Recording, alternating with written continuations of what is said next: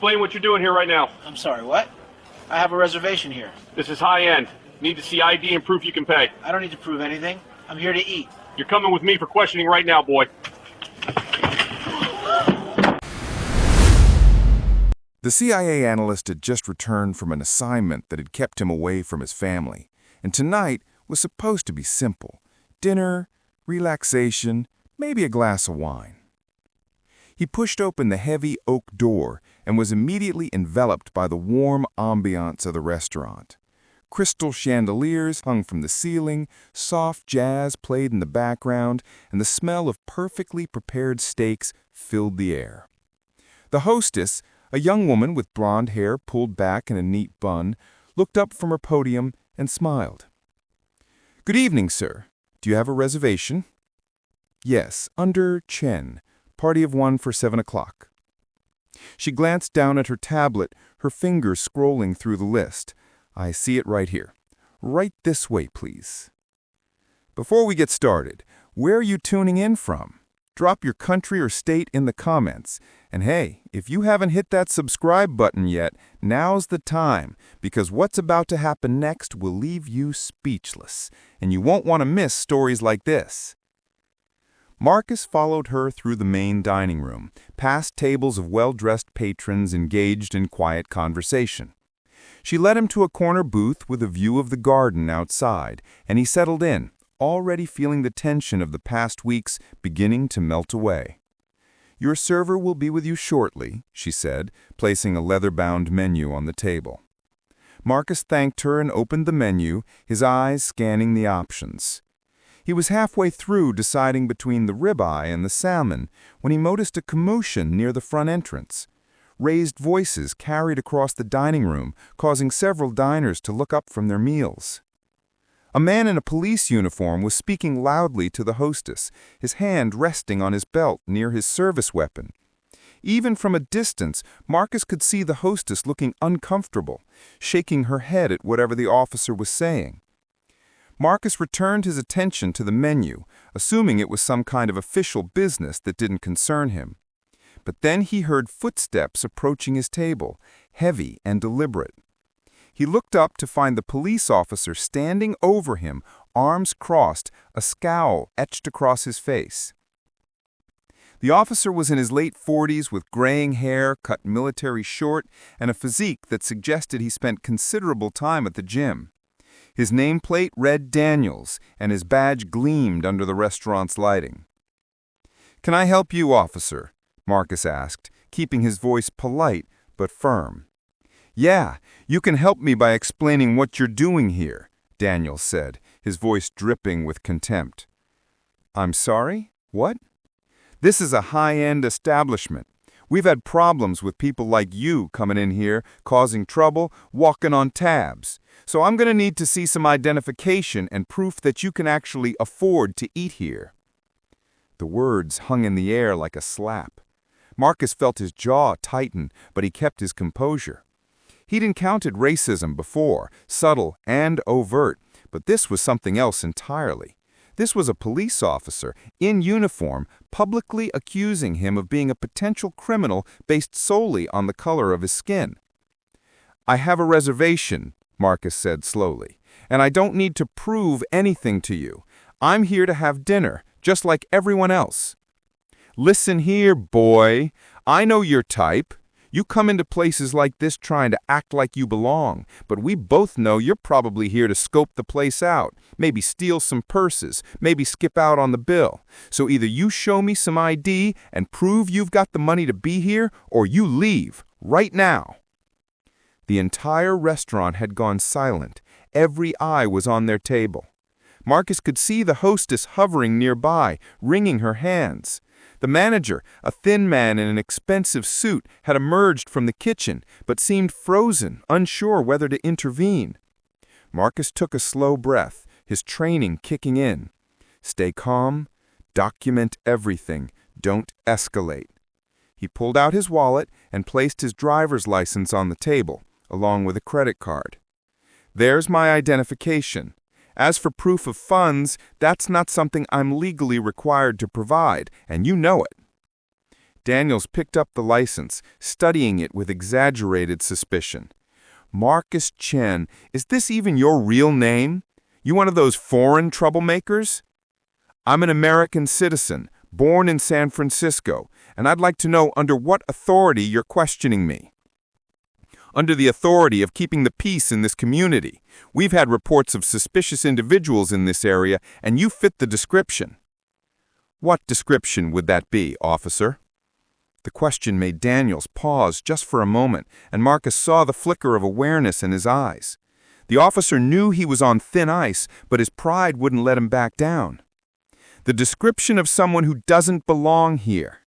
Now I'm going to need you to come with me outside so we can have a proper conversation about your intentions.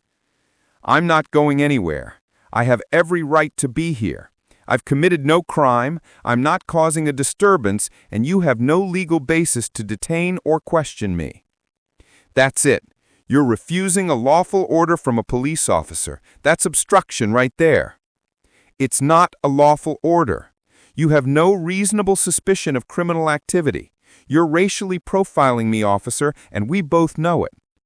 The manager finally found his courage and approached the table, his hands raised in a placating gesture. Gentlemen, please, Officer Daniels, perhaps we should discuss this in my office? Stay out of this, Greg, Daniels snapped. I'm handling it.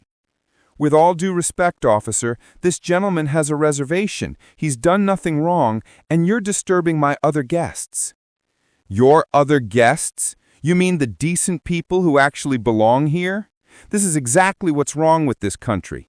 You people bend over backwards to accommodate criminals and troublemakers, and then you wonder why neighborhoods go to hell.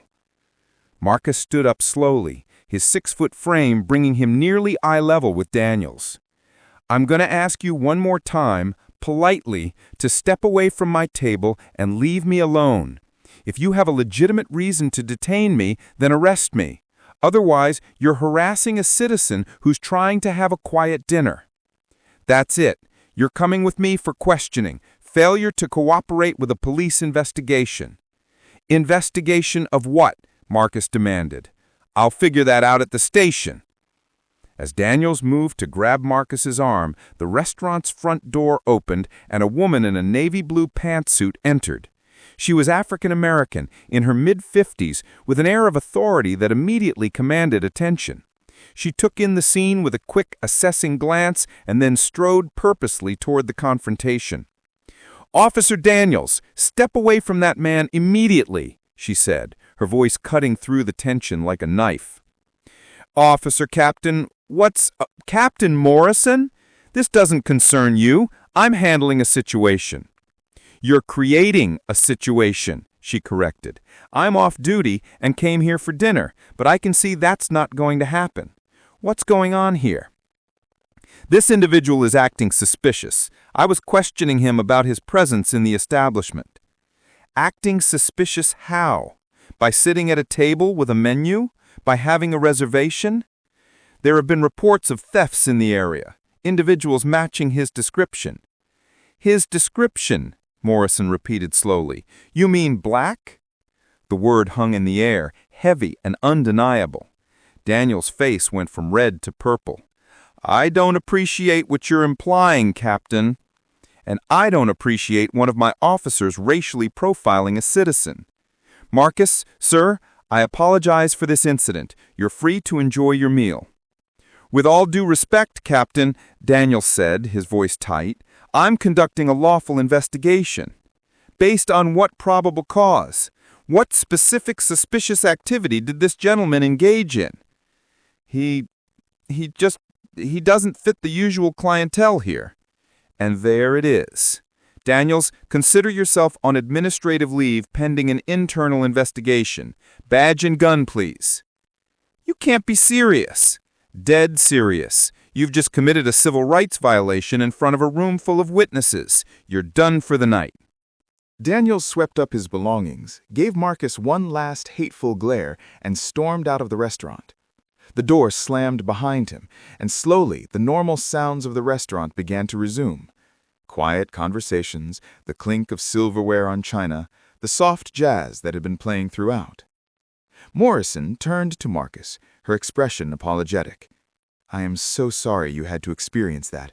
That behavior is inexcusable." Marcus nodded, still processing what had just happened.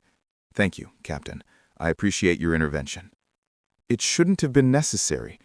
Look, I know this doesn't undo what just happened, but if you'd like to file a formal complaint, I'll make sure it's given proper attention."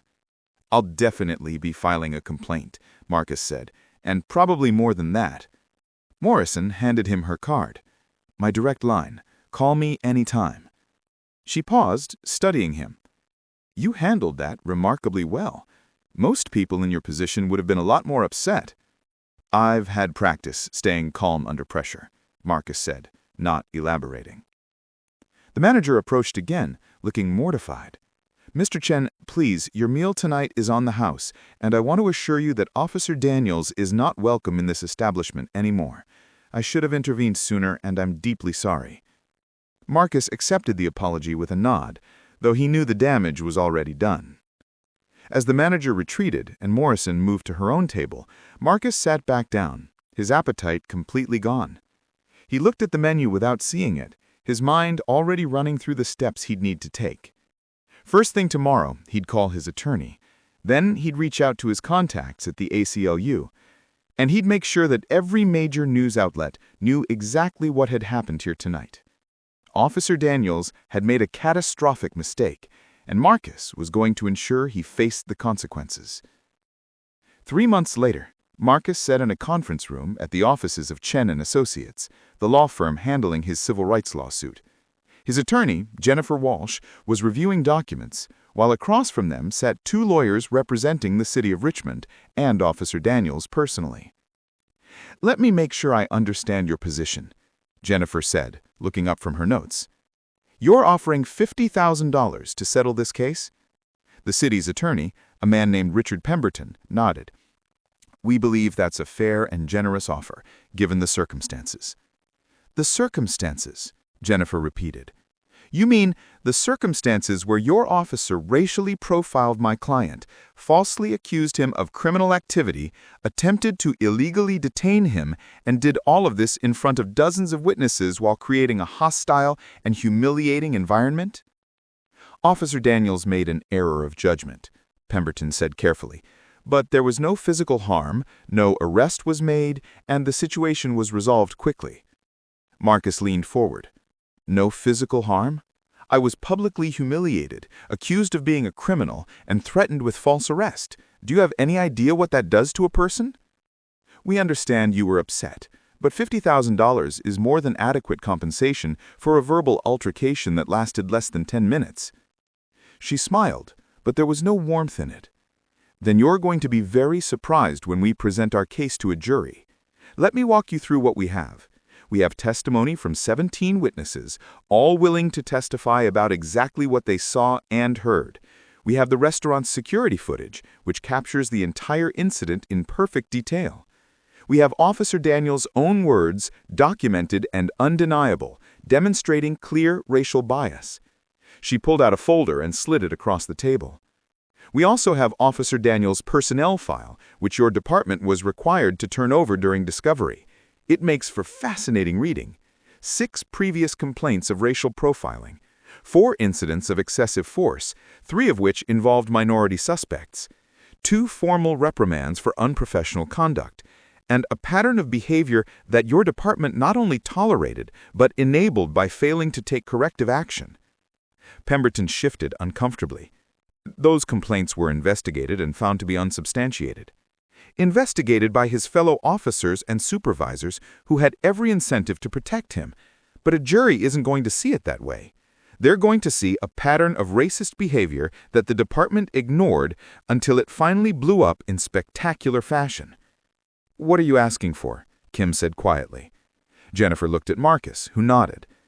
$9 million. $3 million in compensatory damages, $6 million in punitive damages. Officer Daniels personally liable for $2 million, the city liable for the rest. Additionally, Officer Daniels must resign from law enforcement permanently with no possibility of being hired by any other department. The city must implement comprehensive training on racial bias for all officers to be conducted by an independent organization of our choosing. and there must be a public apology issued by both Officer Daniels and the Chief of Police. The room went silent. Pemberton and Kim exchanged glances, and Marcus could see the calculation happening behind their eyes. They were weighing the cost of the settlement against the cost of going to trial and losing, which would likely result in an even larger judgment plus attorney fees. "That's absurd," Pemberton finally said. "No jury is going to award $9 million for a verbal confrontation." "You sure about that?" Jennifer asked. "Because I've been doing this for 20 years, and I can tell you exactly what a jury is going to see. They're going to see a decorated CIA analyst, a man who served his country with distinction, being treated like a common criminal in front of a room full of people. They're going to see a police officer who abused his authority, violated civil rights, and represented the worst kind of institutional racism. And they're going to want to send a message." She leaned back in her chair. "You know what the beautiful thing about this case is? It's not ambiguous. There's no gray area where you can argue Officer Daniels had reasonable suspicion or was following proper procedure. He saw a black man in a nice restaurant and immediately assumed he was a criminal. It's racism at its most naked and undeniable, and juries hate that." Marcus spoke up, his voice calm but firm. "This isn't just about me. It's about every black person who's been harassed by police for existing in spaces that someone thinks they don't belong. It's about accountability. Officer Daniels destroyed my evening, damaged my reputation, and traumatized me, all because of the color of my skin. That has a cost, and that cost is $9 million. The negotiations continued for another hour, but the outcome was inevitable. The city couldn't risk going to trial with such clear-cut evidence of racial profiling. The jury award could be even higher, plus the negative publicity would be devastating. Officer Daniels' personal assets were at risk, and his insurance carrier was pressuring him to settle rather than face financial ruin. 2 weeks later, Marcus stood outside the Richmond courthouse, facing a battery of cameras and reporters. Jennifer stood beside him, along with representatives from the ACLU and several civil rights organizations. The settlement had been finalized that morning. $9 million, every term met, every condition accepted. Today represents a victory not just for me, but for everyone who's been a victim of racial profiling. For too long, officers like Daniels have operated with impunity, knowing that their actions would face no serious consequences. That ends now. This settlement sends a clear message. Racism in policing will not be tolerated, and there will be real accountability. A reporter called out a question. "Mr. Chen, some people are saying the settlement is excessive. What do you say to that?" Marcus looked directly into the camera. "I say that you can't put a price on dignity. You can't quantify the damage done when an officer of the law treats you like a criminal for no reason other than your race. $9 million might seem like a lot, but it's what it takes to make a police department and a city take notice. It's what it takes to force real change." "What will you do with the money?" another reporter asked. "The majority of it will go to establishing a foundation dedicated to police reform and supporting victims of racial profiling. I don't need millions of dollars. What I need, what we all need, is a justice system that treats everyone fairly, regardless of race." The press conference continued for another 20 minutes, and by that evening, the story had gone viral. News networks across the country covered it. Social media exploded with reactions, mostly supportive, but some critical. Some people thought the settlement was too high, while others thought it wasn't high enough. But everyone was talking about it, and that was exactly what Marcus wanted. In the aftermath, the Richmond Police Department underwent significant reforms. The Chief of Police, facing mounting pressure, announced a complete overhaul of training procedures. Every officer was required to undergo extensive bias training. A civilian oversight board was established to review complaints of misconduct. And the department implemented body cameras for all officers, with strict protocols about when they must be activated. Officer Daniels, true to the settlement terms, resigned from the force. His law enforcement career was over, his reputation destroyed. He issued a public apology that Marcus found lacking in sincerity, but it was part of the agreement, and it was now part of the public record. 6 months after the settlement, Marcus received an invitation to speak at a conference on police reform in Washington, D.C. He stood before an audience of law enforcement officials, civil rights leaders, and policymakers, sharing his story and advocating for change. What happened to me happens every day to people of color across this country. The difference is that I had the resources, the education, and the support to fight back. Most people don't. They suffer in silence, their dignity stripped away, with no recourse and no justice. We have to do better. He paused, looking out at the sea of faces. Some people think my case was about money. It wasn't. It was about accountability. It was about making sure that the next time an officer considers racially profiling someone, they remember what it cost Officer Daniels and the city of Richmond. It was about creating consequences for behavior that should never have been tolerated in the first place. The speech received a standing ovation, and afterward, Marcus was approached by several police chiefs and sheriffs who wanted to discuss implementing similar reforms in their own departments. The conversation was shifting, slowly but surely, and Marcus's case had become a catalyst for that change. That evening, Marcus sat in his hotel room, reflecting on the journey. The incident at Rosewoods had been one of the worst experiences of his life, a moment of pure humiliation and rage. But he channeled that rage into something productive. He turned his trauma into action, his pain into purpose. His phone buzzed with a text from Jennifer. "Just saw your speech on C-SPAN. Brilliant. You're making a real difference." Marcus typed back a response.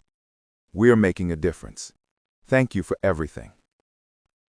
He thought about Officer Daniels, wondered what he was doing now, whether he'd learned anything from the experience. He hoped so, but he wasn't naive enough to think one lawsuit would cure someone of deep-seated prejudice. Still, Daniels would never wear a badge again, never have the power to hurt someone the way he hurt Marcus. That was something. The foundation Marcus had established with the settlement money was already funding several initiatives: legal aid for victims of police misconduct, scholarships for minority students pursuing careers in law enforcement, community programs aimed at building bridges between police and the communities they served. The work was just beginning, but it was important work, necessary work. Marcus stood and walked to the window, looking out at the lights of the Capitol. Somewhere out there, someone was probably being racially profiled at that very moment. Someone was being pulled over for driving while black, or followed through a store, or questioned in a restaurant where they had every right to be. The problem was far from solved. But because of what happened at Rosewoods, because Marcus had refused to let it go, because he'd fought back and won, maybe the next victim would have a little more hope. Maybe the next officer would think twice. Maybe the culture was changing, one lawsuit, one policy reform, one difficult conversation at a time. It wasn't justice, not really. No amount of money could undo what had been done. But it was accountability, and that was a start. It was a message that racism had a cost, that actions had consequences, that dignity mattered. Marcus thought back to that night, to sitting alone in that restaurant after Officer Daniels had left, his hands shaking with suppressed rage and humiliation. He'd known then that he had a choice: accept what had happened and move on, or fight back. He'd chosen to fight, and it cost Daniels $9 million. But more than that, it had cost him his career, his reputation, and his legacy. And it had sparked a conversation that was long overdue. Marcus turned away from the window and prepared for bed. Tomorrow, he'd be meeting with legislators about federal police reform. The work continued. The fight went on. But tonight, he could rest knowing that he'd made a difference. He turned his worst moment into a catalyst for change. And that was worth more than any settlement could ever be. Subscribe to our channel for more interesting videos.